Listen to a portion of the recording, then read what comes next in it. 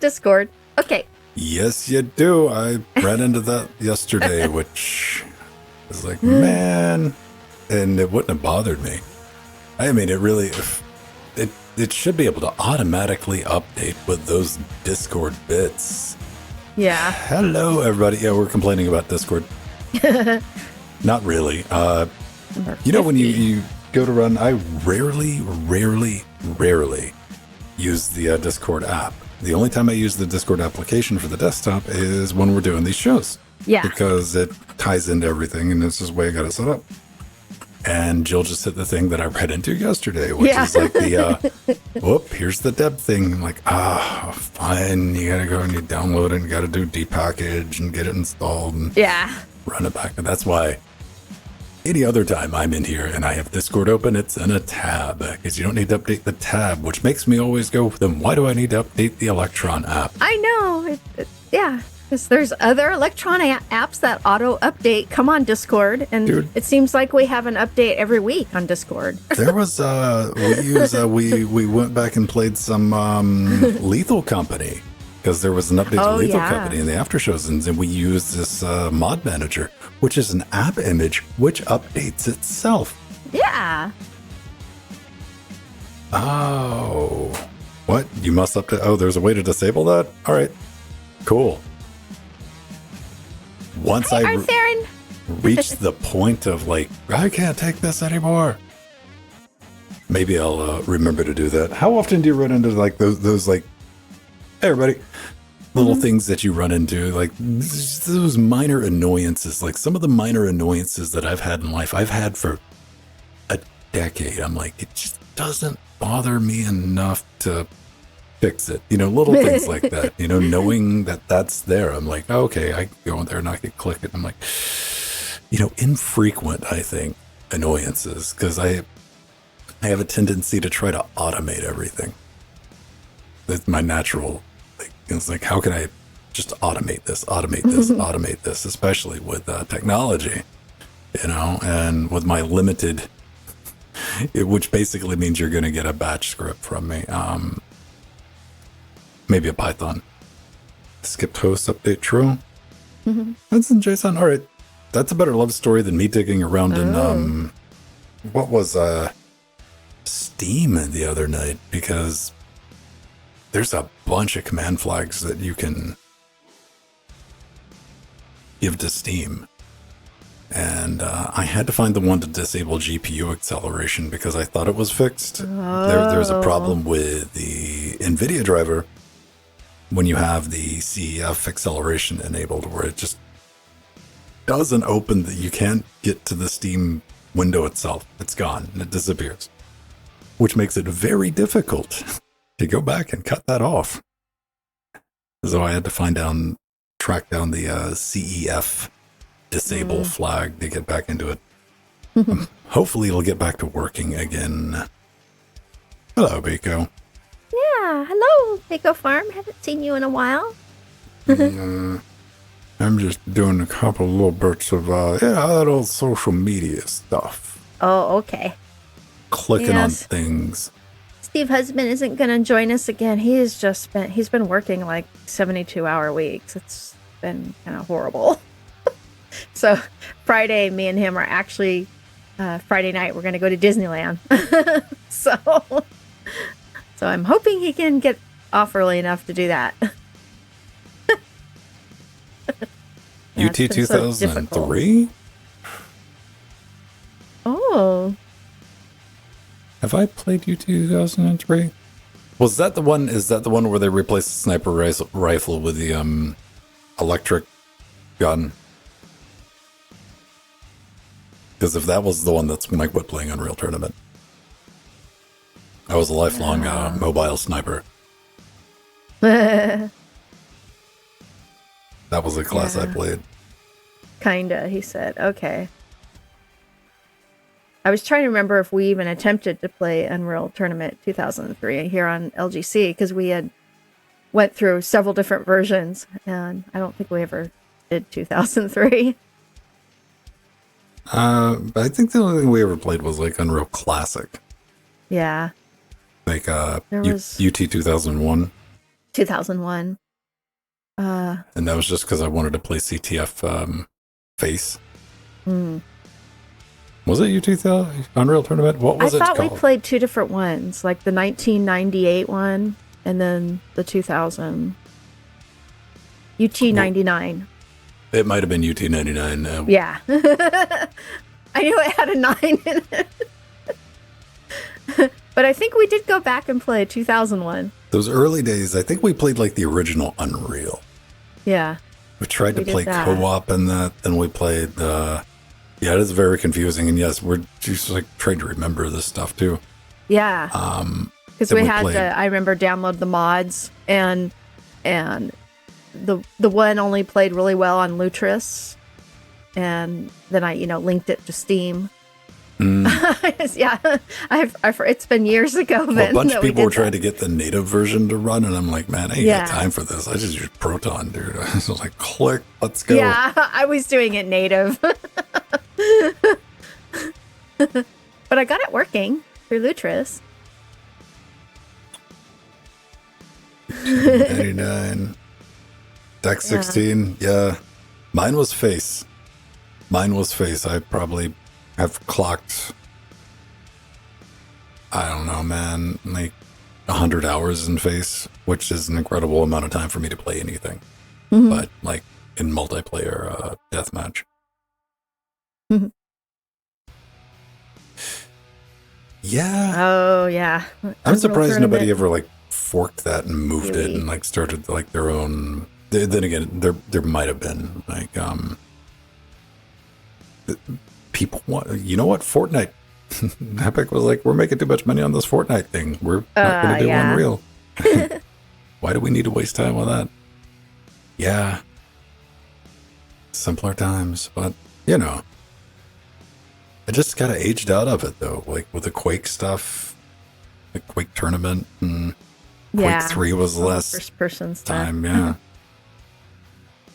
I really got into a bunch of first person, like I spent some time in it.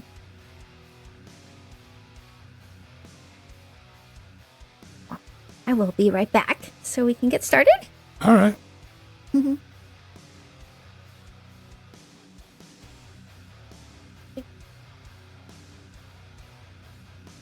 They haven't changed the formula.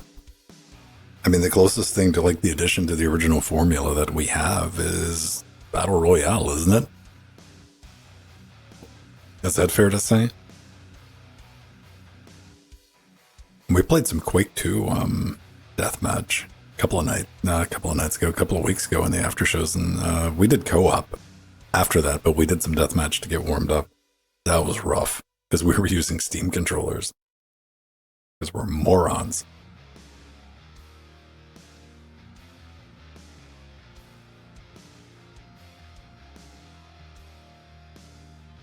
I like the idea of Battle Royale.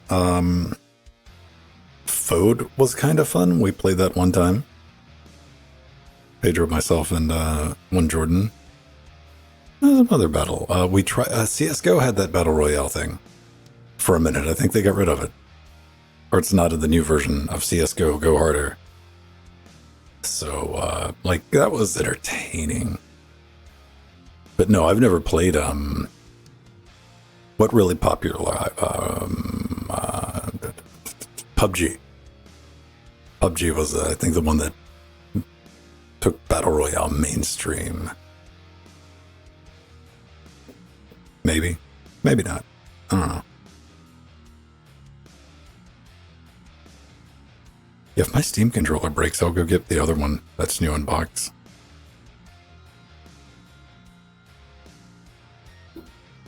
And record myself opening it in 2024. Much to the chagrin of collectors.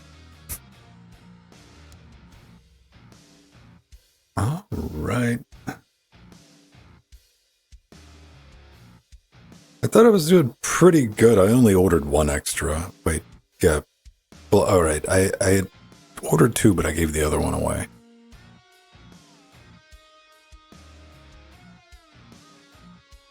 Yeah, I don't collect stuff. It drives me insane that I have so many audio interfaces and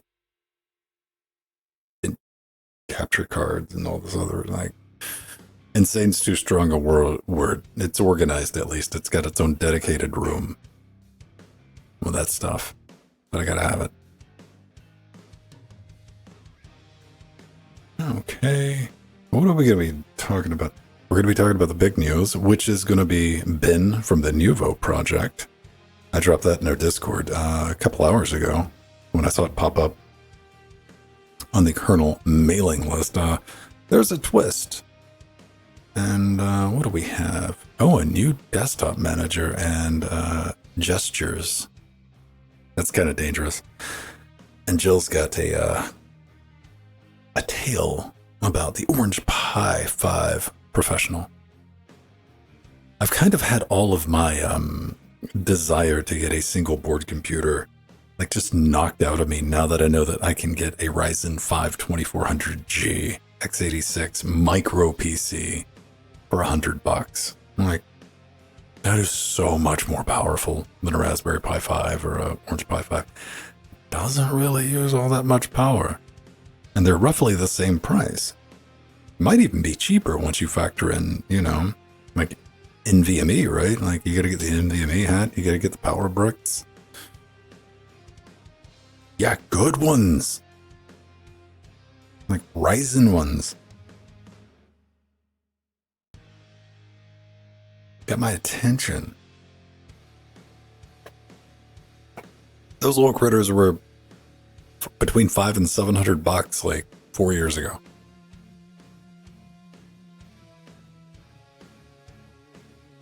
I'm like, I'll pick one up to play with. I don't know what I'm going to do with it. Like, ultimately, I could probably replace these boxes down here with one. What I'm doing right now is trying to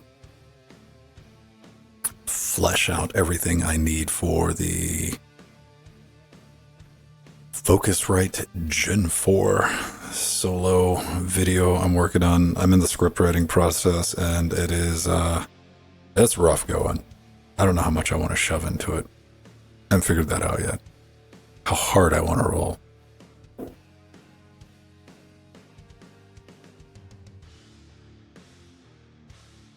Yeah. All right. Do I need? Oh yeah, and it's that perfect temperature. What month is this? April. April. All right. So we're in April.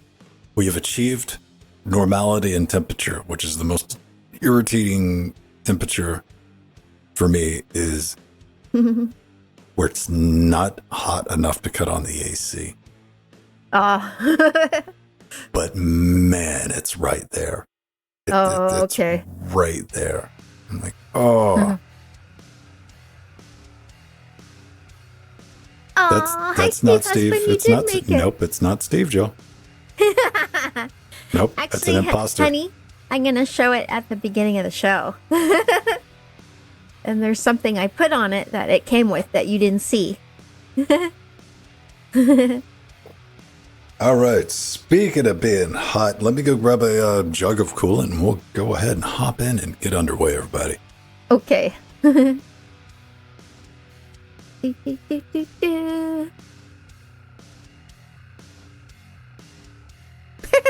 Now Steve's husband's like, no, it's just right here. We're in the high 60s here. Yeah, Ben is already in a summer outfit.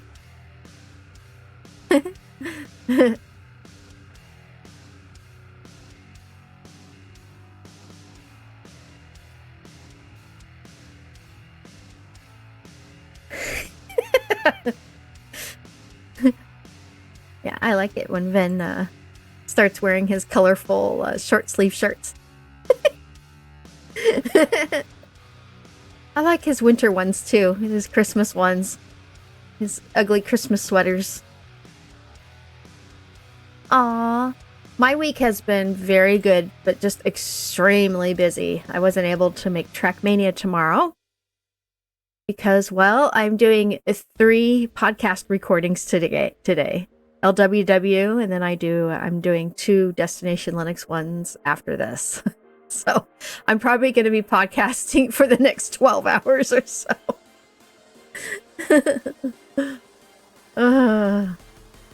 Yeah, it's a lot of work, but it's all worth it. And my destination Linux schedule will be changing back to a different day. Thank goodness that's going to happen soon. But we just are doing some recording some shows so that we have a show in the can for when we do conventions and go places and do things. Yeah. Yeah, we just are there, and we just interviewed Mad Dog from Scale. We just put that out. So that's the recent episode of Destination Linux, and that was incredible. It was one of the best interviews we'd ever done. Ice creams. Yes, refreshments. Becco Farm.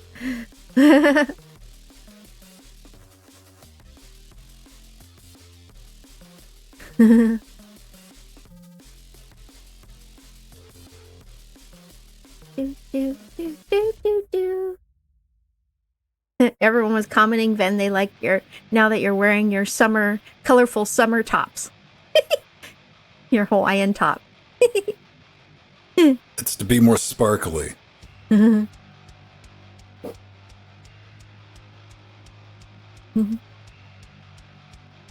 right. 1, 2, 3. Yeah. All right. That's looking good. Yeah, this shirt's fortunately it's a little stretchy because it's too small. Oh, okay. It's to fit normal sized people, which means I can't raise my hand, arms up, or it turns into a crop top. Oh, okay. And I can't stretch my shoulders because it'll rip the back out of it. It'll rip. But it's stretchy, so I mean I can. Yeah. I don't have to worry about But if it wasn't stretchy, then it would have ripped. Read. Oh, but it's close enough to wear during. I mean, I only bought it for a show. I got to keep in mind. I find myself doing this with some regularity. Is having to go back and check thumbnails of like what shirt did I wear, because I have a collection of clothes that only get worn on these shows, and I don't want to look like I'm wearing the same shirt for a month at a time. Yeah. And like these shirts get like, have it on for like 2 hours, boom, put it back on a hanger. Yeah, that's what I do, Vin.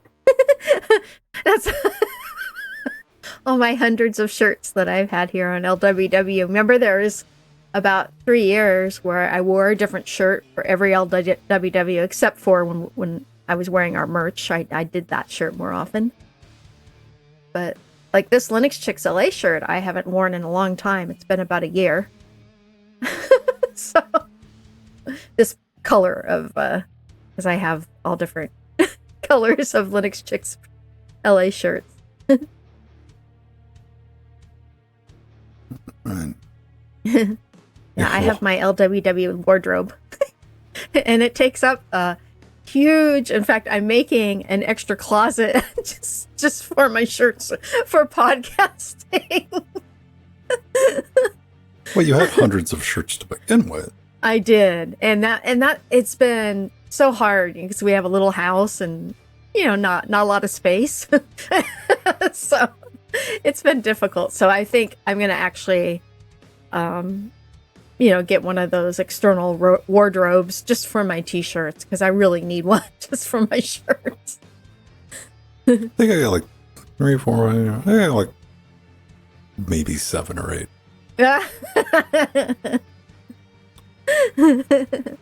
Just to be practical about it. Yeah. All right, everybody. I think that's looking good. We can get down to talking about the Linux stuff. Mm-hmm. Hopefully. Fair warning, as always. I got a adapter plugged into the fiber router. It is an iPoleX 1 gig to 10 gig adapter. It shouldn't be a problem, but this is really the first time I'm testing it, and that's what the Jitsi server's plugged into. Those don't get hot like the 10 gig. I tell people do not buy those because you see people that'll try to buy like a 10 gig SFP plus router and buy a bunch of those adapters and try to run 10 gig copper into that. And those things get insanely hot. Oh. And they will, like, those are really should have emergency use only on them, and people will like stack them next to each other. I'm like, you want to stagger SFP connectors just regular if you can. And this one shouldn't get hot at all. Not even warm to the touch. Nice. But if it dies, we could just all blame iPolex, and there will be a blip in the Jitsi stream as I reach over and go click, click, and plug it into the other one. All right. Cool.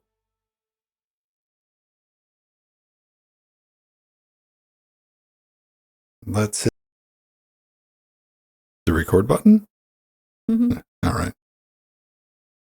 And still playing around getting the sync nailed down, because I was talking about with Jill in the beginning of the show.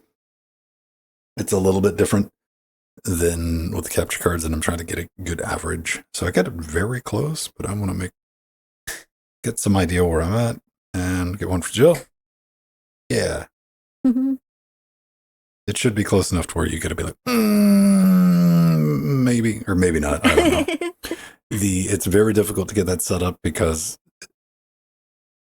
you have to have the exact same load on the system, on the network, with streaming and everything going on.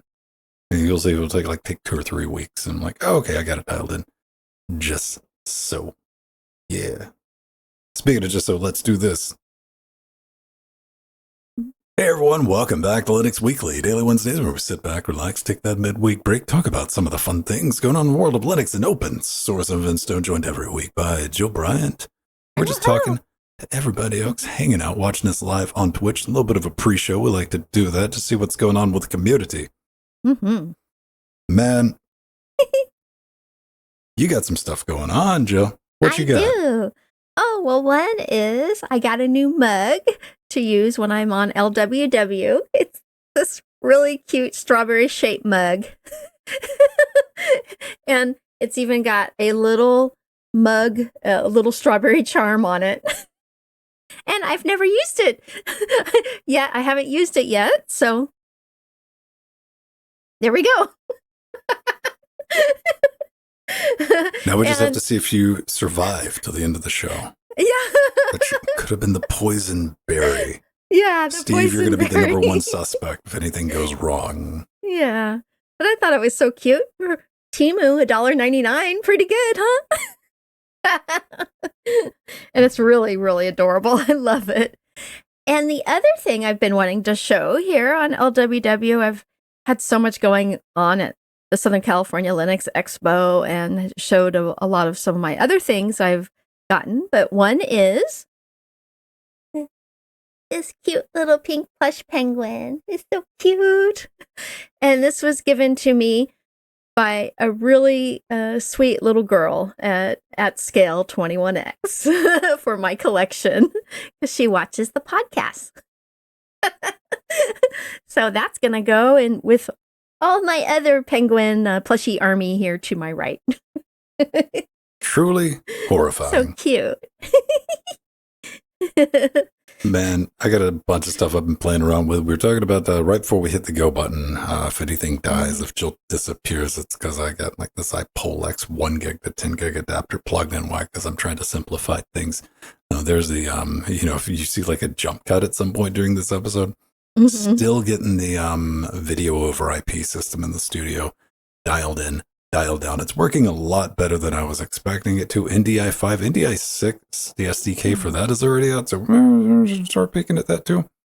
And I got a bit of a surprise. Now, you noticed that I talk a lot about Mark of the Unicorn, Motu, audio interfaces, mainly because way back in the day, they kind of threw down, a bunch of Fado developers came up and like, hey, can you kind of show us how this works so we can finish trying? And they were like OG, I'm like, no, we don't want to deal with a bunch of smelly Linux nerds.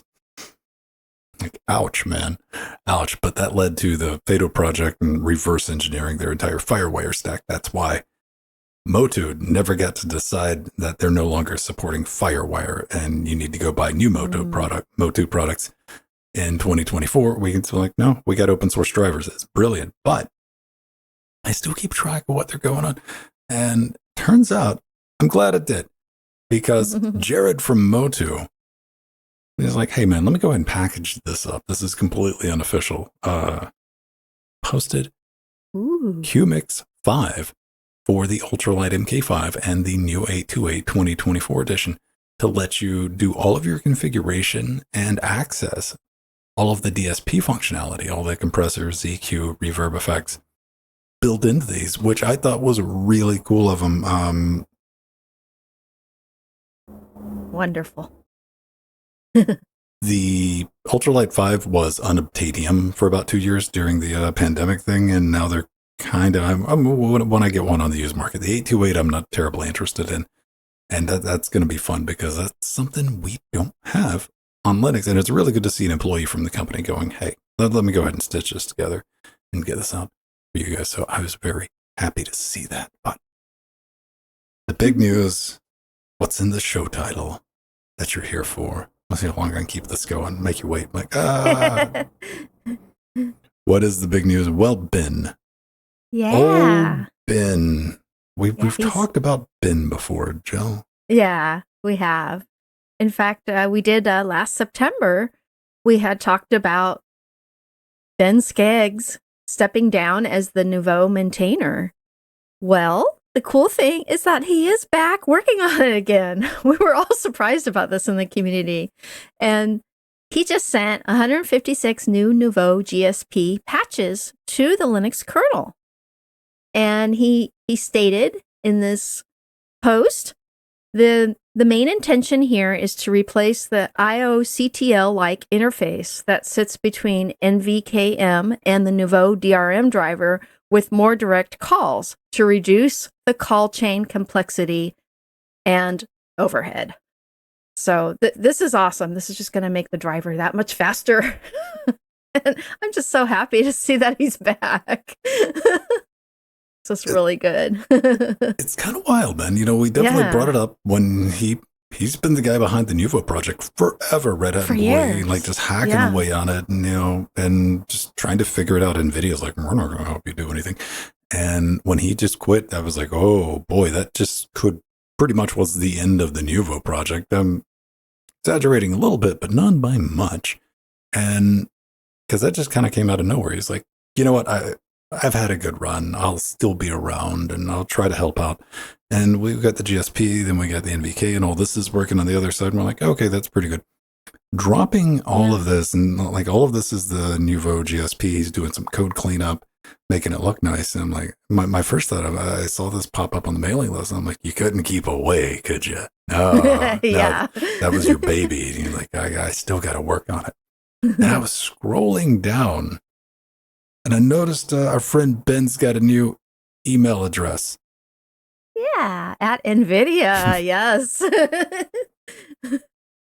New Nvidia employee. No, you can start putting 2 and 13 together on this and go on. Oh, that's why he might have stopped. So Ben's probably been having a field day with the brick wall that he's been bouncing against all these years, trying to reverse engineer this stuff. Now he's like, oh, I have everything now. Okay. And I'm going to say good on NVIDIA. That's a good acquisition. That's a good person to have on your team to help NVIDIA, move this stuff over to their open source driver. I mean, that's the right person to have. Absolutely. Very excited to see that. And, we're coming very close to the future of having those NVIDIA open source drivers. So you drop the card in and go at it. And you have the added benefit. Got a big truck going by right now. Oh, I hear it. I hear like, brr, brr, brr. You do have that added benefit of like when you need the compute and the stuff that's not open source, unlike with AMD, the NVIDIA stuff will work, which is awesome. Can't say that for AMD. Go back and watch my installing AMD on the official AMD binary drivers if you just want to roll your eyes. Yeah. And Intel's not that much better. Jill, have you ever used a desktop manager? Oh, yes, absolutely. In fact, actually, right now I'm using XFCE, but I'm often in Window Maker doing the show. So for desktop managers, you don't mind XFCE? We were talking about that in the pre-show. Yeah. I kind of like, we had a new release of LXQT? Yeah, LXQT. LXQT. Yeah. Yeah. And I was reading a discussion earlier today on Hacker News. I'm like, well, these are great. These are super lightweight, compared to the big juggernauts that are GNOME and KDE. And somebody brought up a very good point. They're like, modern Plasma only takes about 600 megs at boot these days, which is kind of wild because like XFCE is not that much lighter. Why aren't you talking about GNOME? Well, there's reasons. Yeah. There are reasons, but I'm always excited when somebody's working on a new desktop manager. And that's what we got. And an X11 one at that. Yeah, man. Like, not everybody's drinking the Waylaid on that one. So this is an easy to use desktop manager following material design, which, okay, that's fine. Dependencies are reasonably fine. This is how you know it's X11, X back. Let me see. What do I have in here? What do we have? Yeah. What do we got? X back light. Can't even talk. Bright light control, Conman for the Wi-Fi, and Compton for the compositing. Yeah, I thought this was pretty neat. And it's part of the Fish OS. Yeah. And part of using the Find toolkit. And it is under very, very active development. So much that there's a FindDesk runner to help you recover from crashes that should put everything back where it was before it disappeared on you. Yeah. It definitely happened. We got some nice little looking screenshots. I mean, it's not, bad looking by any stretch of the imagination. It looks like it has a default dark theme, which I'm very nice. happy. Yeah. Yeah. Yeah. FindDesk or FindDesk, it actually reminds me a bit of the Afterstep X Window Manager Vin. I don't know why. It just the way the tabs are aligned, and it just had that Afterstep feel to it. And, the layout consists of an app bar and a taskbar. And there's actually a really nice system settings window where you can change, font size, system color, adjust your keyboard shortcuts, add apps to the app bar, and choose between a dark and a light theme. But the dark one is default, like Ven stated. And the FishOS or FishOS live and install ISO actually uses Debian 12 as its base, which I was really happy about. And, as far as most X Window Manager environments go, FindDesk is extremely lightweight. So it lives in that world of, oh boy, FVWM and and Afterstep and Fluxbox. It lives in that world, and it's just nice to see that we have some new window managers coming out. That makes me happy because I love using all of them. X screensaver support. It's pretty neat. I'm looking at it. We're watching the video. Go back and check out the video version if you want. It's linked on the GitHub, which is in the show notes at the website, linuxthemecast.com. Yeah, it's got desktop settings, and immediately I can see my brain goes to, what are you cutting off? Well, we're cutting off shadows on Windows because those waste resources, and we're cutting off animations, the fade in and fade out stuff. I don't like that. Also, I love how people like to pretend that we use virtual desktops.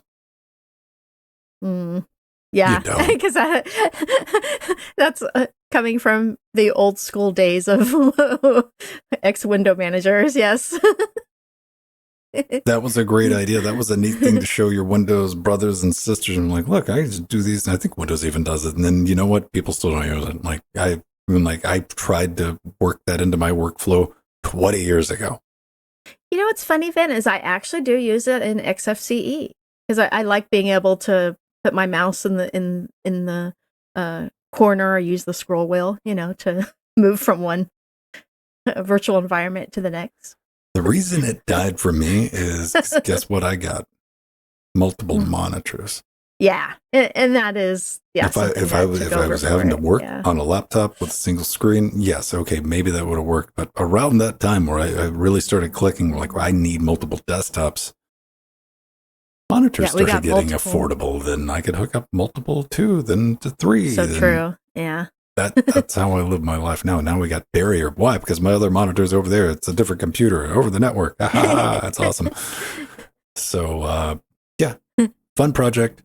Go check it out. Happy to see. And yeah, I did see some blowback with the, hey, why is it not Wayland? But hey, let the guy have fun with it. Like that. X Wayland will support it. It's not a big deal. Yeah. And again, controversial opinion. I did Yeah. not 100% sold Wayland's going to be the thing that replaces X.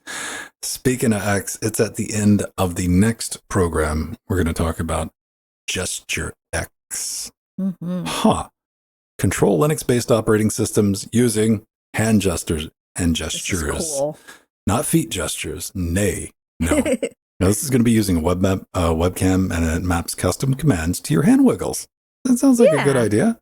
Nothing could go wrong there. Not at all. It's using the gesture recognition model provided by the Google Media Pipe project, and some of the defaults. Did I scroll by that too far? Oh, Here we go. Some of the defaults. Oh, boy. They include throwing the goat for Firefox. Yes. A fisting to shut down. Thumbs up, thumbs down for your volume control, and an OK symbol for Bluetooth Connect. Yes, and they even throw in a little shooty pew pew if you want to open Steam. That's cool. Well then, I don't know about this because I see the dangers of it. My first thought was like, what gesture are you going to come up with for sudo? Yeah, sudo. I am root like a tree. I can think of a 2-finger salute for what sudo. That's pretty funny. I was thinking there is another. This is actually a really great new tool for accessibility on Linux, especially for those that have a hard time using the mouse or the keyboard. And I could see Gesture X being used with sign language to launch apps. This is the kind of app that will help those that that have issues communicating with their computer. And like Ven was saying about sudo, be careful not to make an RMRF gesture on someone's computer, because that could go way wrong. What hand gesture would that be? I don't know. Like that, you see that you need to be able to link this to the point where you have to do interpretive dance. I need to pull off like a solid 10-second routine of like K-popping around before it's like, okay, that's legit. But things like this is always fun. As far as like usability, I don't know. Like maybe you could get into that. It always falls down to like everybody. If you've ever had a Wii or a Wii U or been around that, it's really, or the virtual anything that you wave your hands around to do. That's awesome for about 3 minutes. Then you're like, man, this is tiring. What do you do? Especially with like the Wii U, you cut the sensitivity all the way down, so you just barely have to move anything. Yeah. Oh, like I think we all want that Minority Report to like, hey, do the thing. But this is just going to run the commands, and like, long as it's good, I could say. But I talk a lot. I could never have this running during a show because I talk a lot with my hands. Yeah, because you talk a lot with your hands. Yeah. And and so I would need. What does the Spocker do again? I didn't see that one listed. Yeah, I saw it somewhere, and I'm forgetting what it does. I don't think there's but you could assign your own commands, So you got the OK, you got that, I'm up, I'm down, that, scoop, throw the goat, Spocker, fisting, and shoot a pew pew. Yeah, go play with it. It doesn't cost anything. All it needs a webcam. It's 51% Python and 48.9% pure basic. Yeah. Fun little project. Play around with and work on. I was looking for the Spock. I think I saw it on the maybe on the FlatHub page. Maybe that's where it was. Go try it out. Maybe it'll work on this new Orange Pi 5 Professional, not to be confused with the Orange Pi 5 Amateur Edition. Yeah. So, yeah, the Orange 5. Orange 5. I'm repeating what Ven said, the Orange 5. Oh, that's pretty funny. So, no, the Orange Pi 5 Pro has just been released and includes 16 gigs of RAM out of the box for a very reasonably priced. It can be had for $127.99 at Amazon or $109 at AliExpress. And there's other variants that are cheaper coming soon, such as an 8 gigabyte variant for $80 and a 4 gigabyte version for $60. And some big news here, it also has an M.2 NVMe slot on the back and doesn't require a separate NVMe SSD hat like the Raspberry Pi 5 does, which is really cool. And the Orange Pi 5 Pro has support for the Orange Pi OS, Android-based Orange Pi OS, the Arch-based Orange Pi OS. It also has support for Ubuntu, Debian, and Android 12 operating systems, which are available on the Orange Pi's download page. And some of the other cool specs is that it has a Rockchip RK3588S 8-core 64-bit processor for up to 2.4 gigahertz of speed. And it's embedded, which is embedded with 6 TOPS computing power NPU, suitable for, developing AI applications and whatnot. And it's got an ARM Mali G610 MP4 GPU with support for up to 8K 60 Hz via HDMI 2.1. So that's very impressive. And it comes with a 3.5 millimeter audio jack with headphone and microphone support, gigabit Ethernet, a 40 pin header like the Raspberry Pi, and supports USB Type-C power supply. So there's a lot packed into this little guy, and it's 16 gigabytes on the top version of RAM is pretty sweet. I was pretty impressed by it. I think they're very fascinating. This one is got a lot going for it, a lot packed in at a very reasonable price. Yeah. When you look at that. And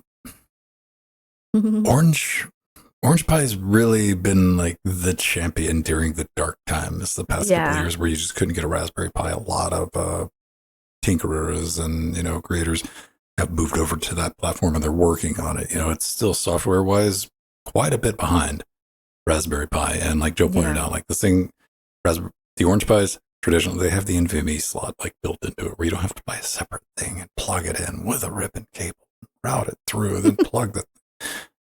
Yeah. One of the things we were talking about in the pre-show, though, there's a huge problem with all Orange Pi, Raspberry Pi, Pi, Rock Pi, Hammer Pi, I don't know, Mr. Pi, all of them. There's a big problem with in 2024. It's this right here. Yeah. Ben, you're not going to believe this, but that is in my cart right now on Amazon. The problem is you can get a quad core Ryzen 5 2400 micro, these elite desks for $100 now with 8 gigs of RAM and an SSD and an additional Windows 10 license that you can add to your collection. Yeah. And there's also the Dell Optiplex 5055 series, which I have several of, which are Ryzen 3, 5, and 7s. And those are $100 or under. Little tiny. These things have gone on fire sale. Traditionally, these things, you about 3-4 years ago, these were $500-$700 machines. Yeah. And being able to, once, I said this when the Pi 4 came out, once you start going over $75, you get other competition because, like it or not, Ryzen 5, a 2400G, even a Ryzen 3 stomps. Yeah. Anything. Processing power. You're not completely out of whack with the power usage either. And you got the RAM you can upgrade. You got storage you can upgrade. You just plug a power cable into it. You don't need fancy hats. You don't need a case. It's got a case built around it. Like that's, I was very interested in like Orange Pi. I'd almost talked myself into like buying one or buying a Raspberry Pi 5. And I'm like, once I saw that, I'm like, nope. Why? Because I'm just going to get one of those that'll do what I need it to do. But good on the Orange Pi 5. We need more competition in that. And I've seen a lot of people start paying a lot of, just attention to the Orange Pi ecosystem, and Raspbian's coming along, and the Rock chip is just really good. You can get it and you can pretend that you have a 8K media to play on it, which you don't. But. Yeah. And it's also great, for a low powered CPU. And so that's something that the x86 can't give you. When you start getting into, and that's going to be the battle right there. If you're extreme power usage, but then again, you're probably like looking at like something even smaller, like once you start getting into these chunky SBCs with 16 gigs of RAM on them that need active cooling, here's your power usage. Just keeps crawling up. Something to think about. All right. We did a nice, tight show this week. If you get any thoughts, hints, allegations, you want to leave a comment, do that below the video. It'll be on YouTube, or I think it's mirrored to Odyssey. We're a bunch of hippies. Yes. Watch it, which is fine. It's our backup.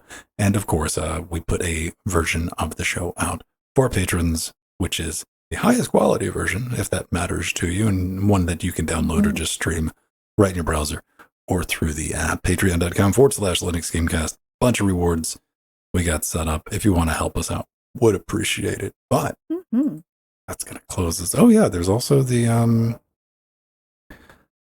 new theme song for Linux Gamecast. Yeah. which was posted. I saw Empty was like, wait, what? And Atomic was like, write more lyrics. Yes. On that is on the Linux Gamecast post from Sunday. If you see that, because there's the video, and I put an MP3 if you want the MP3 download. But there's also one called Titanium Savior. Give that a listen. It's about a minute long. It's about a long-standing mascot and a bit of backstory done in a very Glory Hammer-esque type jam. Cool. All right, that's going to do it. Jordan will be back tomorrow for a little bit of whatever he's doing tomorrowing. I think it's Outer Worlds, and Friday. Nice. Points match with the Trackmania crew, 7:30 p.m. That's all in the schedule over on Twitch. But until then, let's call it a little bit. Hey, that's the right music. Yeah, right Roll music. some credits. Nice bouncy LWDW music. Thank you to our advisors, Omega Sonartherin, and to our executive producers, Barbrandt, Scott M., Atomic, and our Chicago Kicks people, Empty, Blasphemia, King Bonge, and our Sea Monsters, Hakeem, David, Darkwing, System T, Mark, DSNG Joe, Dirty Dean, our Death Notes, Dirty Dean, Back, Dodger, Dirty Dean's in there twice. Okay, Beastwick, Martin, Rohit. There's so many, I can't read them all. Thank you all. And thank you for the follow, Ramforth. I just saw that. Have a great rest of your week, everybody. Get up to something nefarious and don't get caught. Just make sure it's open source, possibly Linux related. And we'll catch you next week. Bye-bye. Yay. Keep those penguins marching. Or rolling. Yes, so rolling.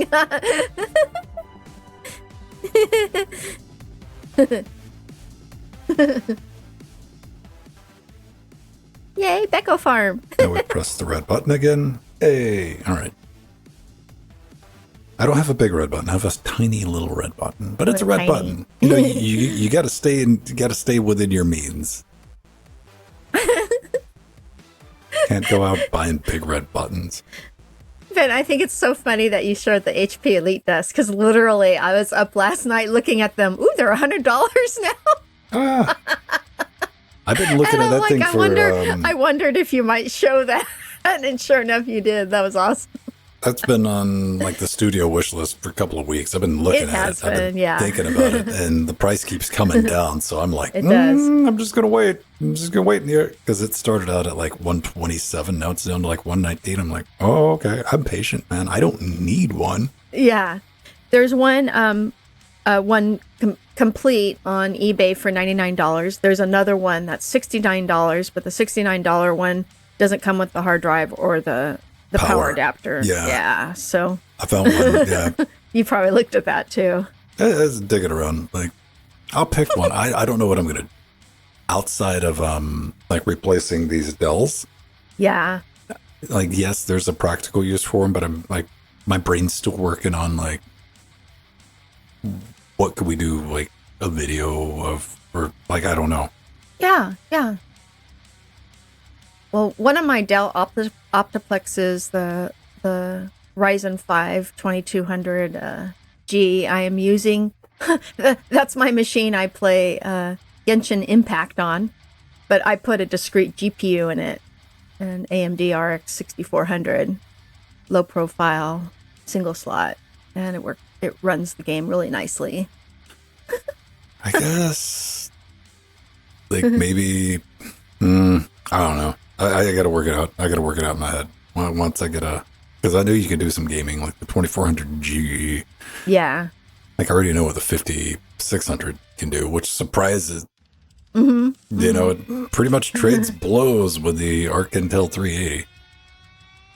Oh, Scott. Yeah. Genshin Impact. Oh, it's beautiful. It's beautiful. The artistic style is very Totoro. It's very, yeah. So it doesn't necessarily have the best story, but everything else about it, it's just visually stunning. And the quests are really fun. It's a beautiful game and very seamless. I've been actually playing it on 4K. So it's really beautiful. And you'll like the character design is so nice, and I love open world games, so that was very much one of the reasons why I wanted to play it. There's another one that Hoyoverse does called Star Rail, and that's another beautiful game, but that one isn't open world, but that one has really good characters and a little better story. Genshin Impact, though, is aimed at a younger audience. So the story isn't, spectacular. It's younger audience, so they're going for like 67 and under. Yeah. Yeah. So, but it's kind of aimed at a younger group, but it's so easy to play. Steve, you're too old to play it. No. Don't even think about it. It's not as it's not as complex with the all the loot you collect for the characters. It's very easy to use, and yeah, so it's a really good baby's first open world RPG.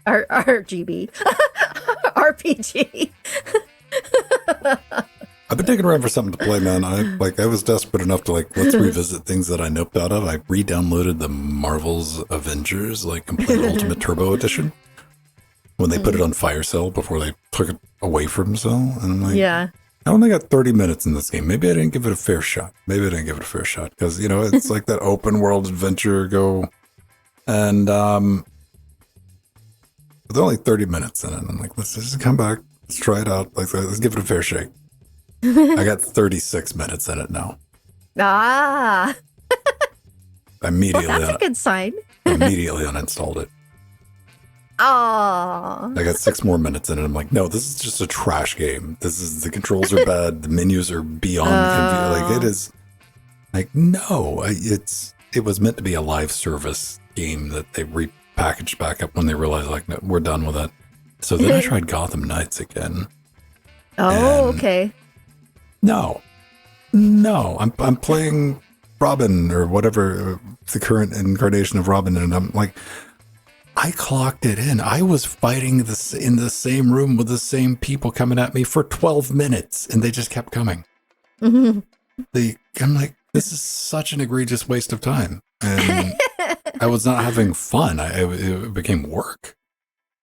Oh, yeah. I'm still on the lookout for something. If anybody's, we did that study. We talked about it on Linux Gamecast. We talked about the study that was done for the gaming, that over 60% of all games played in 2023 were 6 years older. 6 years or older. Yeah, that's right. Yeah. I felt a bit vindicated with that one. I'm like, I'm not the only one sitting around going, I'm genuinely like trying to find something new to play. Yeah. To get into. And you end up going back. I mean, I want to go back and play Skyrim, because that was probably one of the first RPGs that I really got into. You know, I downloaded that. I think I've done that 2 or 3 times since I was done playing Skyrim.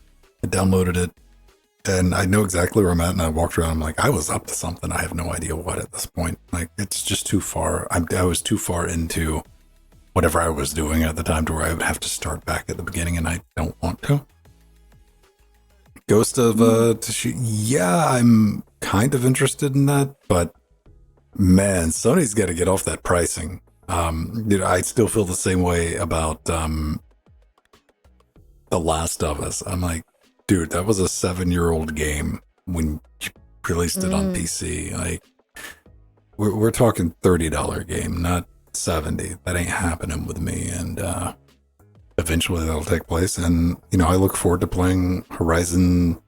Yeah, Zero Dawn, the new one. The new one when that goes on sale, and like only until it goes on sale. Yeah. I'll give you $30 for it, $20, like, but I'm not paying that new. Like, that's a hard sell for me as a PC user. Like, that game's been out a couple of years, Yeah, it has. But yeah, Sony announced that they're going to have like Sony doesn't have achievos like they have trophies. And that's going to like show up in your game or cross-play or something like that. Mm-hmm. They announced that today, I think, with the system requirements for the Ghost of. Okay. Like, that's fine. Titanfall? Yeah, I skipped Titanfall. Yeah, what game? Yeah, the Ghost of Tsushima. Nice. I have seen a trailer for that. It looks beautiful. I watched people play it. That was like one of the ones that was like, I didn't pay a lot of attention to because it was a Sony game on the Sony platform. I'm like, well, I'm never going to get that on PC, and it's going to be another decade before we have a PS5 emulator. And I'm like, I'm not even going to pay attention to it. But then Sony's like, hey, there's some money to be made. We need to start porting more of these games over to PC. Absolutely. So. Yeah. Oh, Scoots, let me show you. So this is my pyro slime from Genshin Impact. And I have one of the characters. I love her.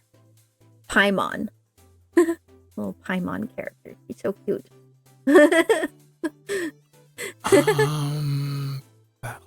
adorable. Battle. Do I have that game? I think somebody bought Battle Bit Remastered for me, Scott, and I've just never played it or installed it. People do that. Sometimes, like, go for it. Like, I'm never going to be like, curse you. But, do I have this game? Oh, no. Oh, it's an early access game? Yeah, cute figure. She's a cute little, like, cherub that helps you through the game.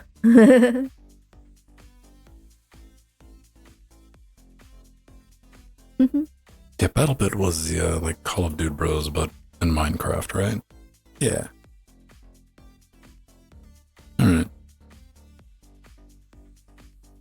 Cool. Does anybody got anything fun going on planned for the rest of this week? I'm hoping to go to Disneyland Friday night with my husband. It's all going to depend on his work schedule. Because it's been a month. It's time to go back. And we're supposed to go to Ren Fair this weekend if he gets the weekend off. That'll be fun. We always love that. We're such nerds. Ren Fair? Yeah. Where do they do a Ren Fair in your area? It's in the Inland Empire in Los Angeles, called a place called Irwindale. It is the largest of all the. It's the original and the largest of all the Ren fairs. It was started. Is there back like a in the Ren Fair 50s. trick? When you say Ren Fair, I'm just thinking about like Renaissance festivals in general. Yeah, Renaissance Pleasure Fair. We call it Ren Fair for short. Yeah, the Santa Fe Dam area. All right. Yeah.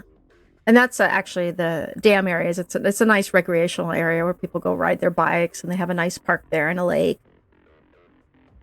And I had been there years before the Ren Fair even moved to that location. But what's nice is it's a little cooler than where it used to be. It used to be in San Bernardino in Devore. We used to call it Devortex. Because the literally there would be dust devils, desert dust devils, and you get filthy at that one. And one time Steve and I were going to our car, and a dust devil hit, and it got the whole inside of the car filthy. It was bad. I'm so happy we're not in that location anymore. Yeah, so the original one was in Agora Hills, and my Steve husband has been going there since the 60s. So, yeah, it was Agora Hills, then Devore, and then it moved from Devore to Irwindale.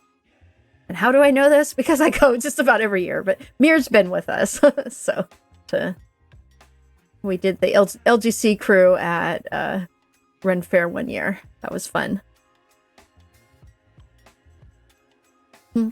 And I have a lot of friends who help out with it. They're paid employees. And in fact, he's my one friend I worked with for years and years. He's the one who runs all the mead stalls that are at Ren Fair. This is Judy and Corey in 1964. Yeah.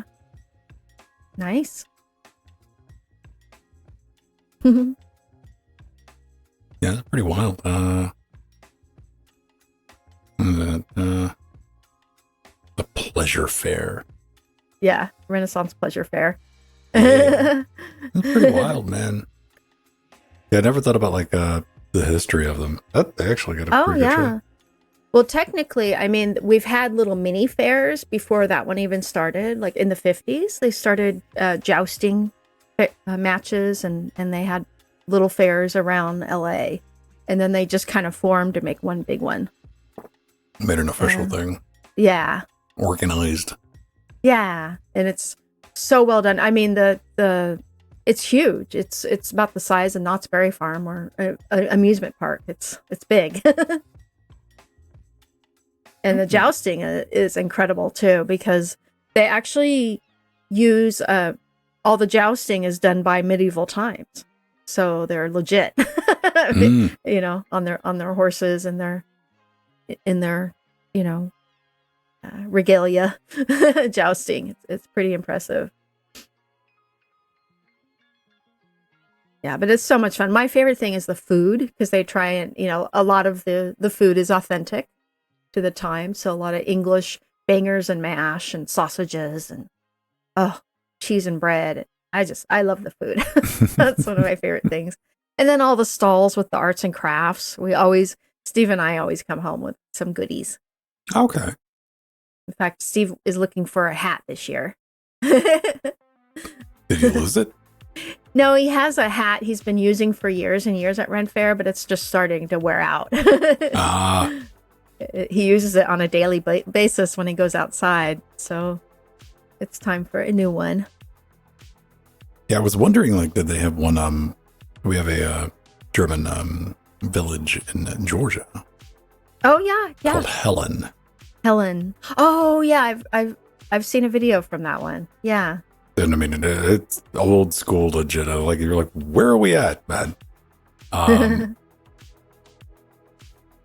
They have like it looks that's it, and it's not like Disney World. These are real houses, man.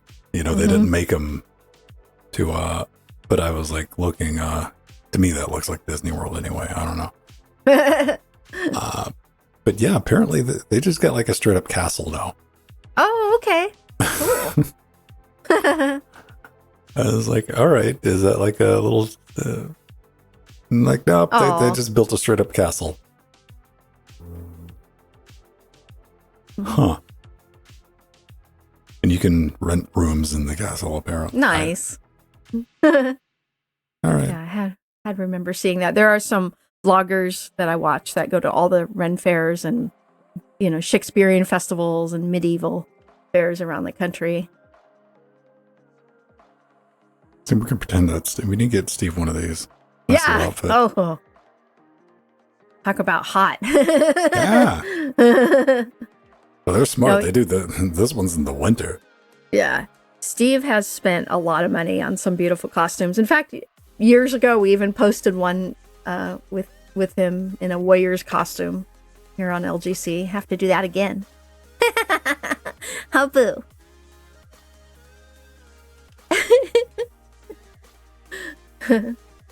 Yeah, it's time for new Renaissance clothes. I have quite a few outfits. I don't always dress up, but I do sometimes. Let's see. When I think about Warrior's outfit, I immediately think of this guy. No. Steve, that should be your Renaissance costume.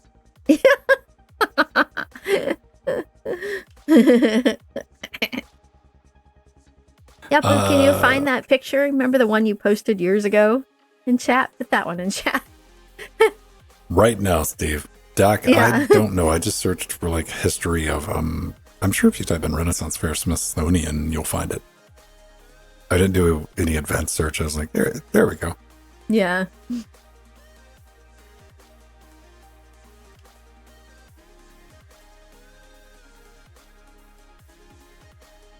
Medieval market, yeah. See, like if somebody would bring back like a legitimate like jousting circuit, like I'd be down for that. Oh, it's so much fun. I love it. Like old school real stuff. Yeah. I went to the one and I don't even know what it's called. Last time I was in Vegas, I got drugged to that thing where they run around on horses in the middle of the field and yeah, you they have have dinner. I don't know times. what it's called. That sounds right. Yeah. Like, okay. Oh yeah. It is Becco Farm. Yeah, I've seen the cost of some of those the metal outfits. They're in the thousands of dollars. All we need is cyborg horses, then we can have at it. Yeah, and the horses. Yeah, get their shields and. All right.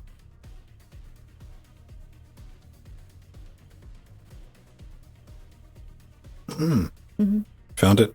Yeah. Maybe eventually. Yay. Yeah.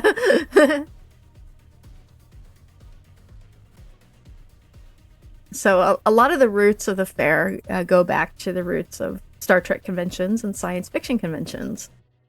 So, in fact, the Society for Creative Anachronism started at the local conventions.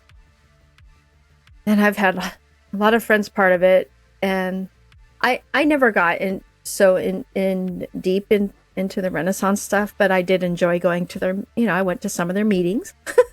That was fun. And I wasn't one of the workers, but I just like to go and dress up and enjoy the fair.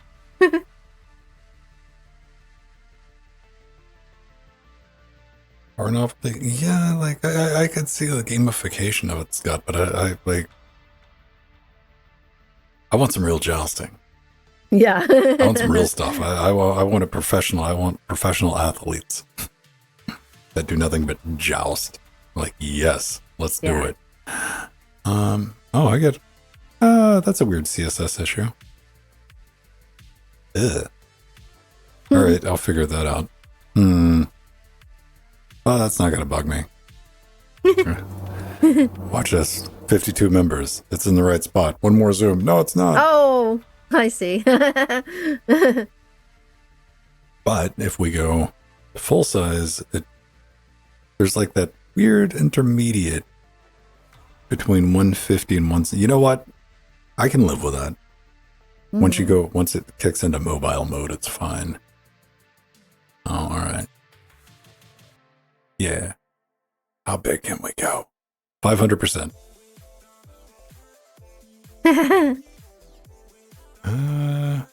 With giant Q-tips. Yeah.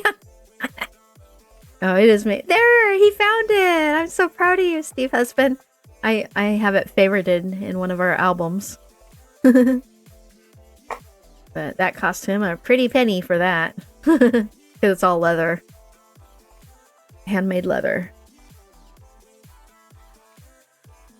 And smell it from here, Steve. Yeah, it's one of the coat closet, and when you open it, you always smell the leather from it. And he's worn it a few times, but it's often too hot to wear it. Yeah, and handmade, beautiful. Mm. He looks so handsome. See, he's my knight in shining armor, my husband. Nerd. All right. Cool, everybody. I'm going to go transmogrify things and make us a podcast. And put that out. Then I'm going to try to get some more work done on this. This Focusrite interface is interesting because this is the byproduct of Focusrite reaching out and contacting an open source developer and going, hey, we're going to help you out with this. You can do things on this audio interface that you traditionally wouldn't expect to do, like update the firmware, which is wild. All right. Cool, everybody. Have a great rest of your week. If you get any Linuxing questions and thoughts and just want to continue on the conversation, hop into Discord where we'll be doing Discord things. Currently arguing probably about, I don't know, what are they arguing about right now? Where's the topic? It's on dungeons and dyslexia. That seems to be the current thing that's going down. Have a great rest of your week. Bye, everyone.